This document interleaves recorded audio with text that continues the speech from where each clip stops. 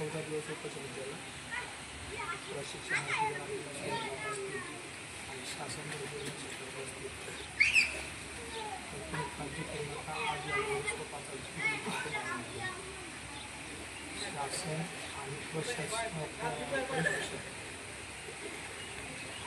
याची चुकी त्यांना विरोध करा. तुम्ही कशाला काळजी करा, तुम्ही कशाला माझ्यावर विश्वास ठेवा.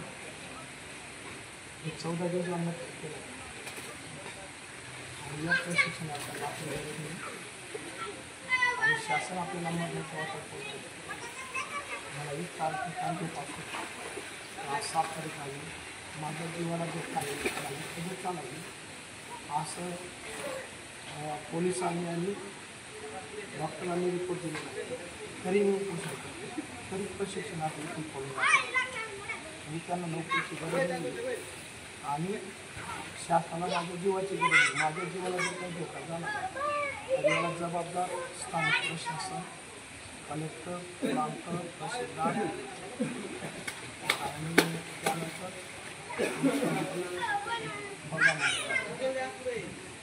तुमची नोकरी मरेल पण तुमची नोकरी आहे.